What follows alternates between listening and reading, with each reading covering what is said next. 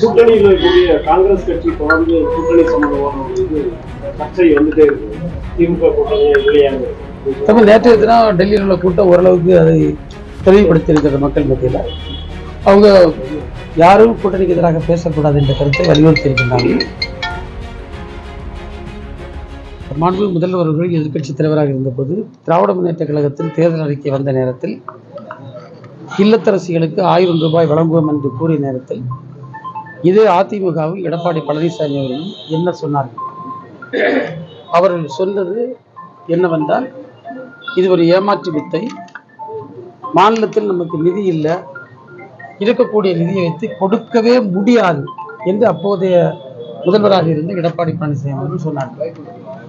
நாங்கள் ஆட்சி அமைத்து நம்முடைய மாண்புமிகு முதல்வர் அவர்கள் 1,30,00,000 மேற்பட்ட இல்லத்தரசிகளுக்கு அந்த திட்டத்தை வழங்கி ஒரு அற்புதமான திட்டம் என்ற பெயரை பெற்றிருக்கின்றார். இந்த நேரத்தில் எங்க அறிக்கையில் நாங்கள் என்ன சொல்ல போறோன்னு அவங்க பார்க்கல.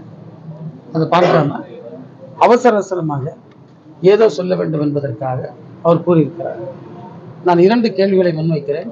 ஒன்று, நீங்க கொடுக்க சமயம் இது கொடுக்கவே முடியாது, ஆட்சி நடத்த சமயம் நிதி இல்லைன்னு சொன்னீங்க. அப்ப நாங்க கொடுத்துருக்கோம். இப்போ மாநில நிதி சரியாக இருக்கிறது என்று நம்பித்தானே நீங்க 2000 கொடுப்பேன்னு அறிவிக்க. மாநில நிதி சரியாக இருக்கிறது என்ற நம்பிக்கை உங்களுக்கு வந்திருக்கிறது. உண்மையிலே நான் பாராட்டலாம். 2வது பார்த்தீங்கன்னா, அன்றைக்கு நாங்கள் அறிவித்த நேரத்தில் கொடுக்க முடியாதுன்னு சொன்னாங்க. நாங்கள் அதை முடிச்சு காட்டியிருந்தோம். அப்போது சொன்னார்கள், இது அரசியலுக்கான அறிவிப்பு என்று.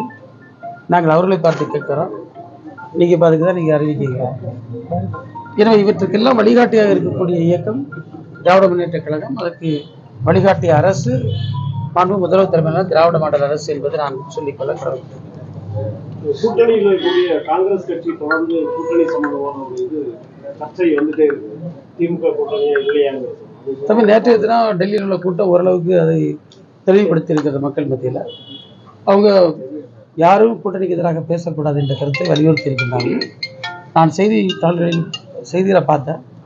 என்னன்னா, கூட்டணி ஆட்சி என்ற கோரிக்கை கூட அவர்கள் கைவிடுவதாகத்தான் பேசியிருப்பதாக. எது வந்தாலும் நம்முடைய மாண்புமிகு முதல்வர் அவர்கள் கூட்டணி கட்சிகளை சுமூகமாக பேசி வழிநடத்தக்கூடிய ஆற்றல் உள்ளவர். அவர் வழிநடத்தி கொண்டிருக்கின்றார். வருகின்ற காலகட்டங்களில் அவர் சிறப்பாக கூட்டணி கட்சிகளை வழிநடத்தும். செய்திகளை உடனுக்குடன் தெரிந்து கொள்ள கீழ்கண்ட கேபிள் மற்றும் DTH நெட்வொர்க்குகளில் எம்நாடு செய்தி தொலைக்காட்சியை காணுங்கள்.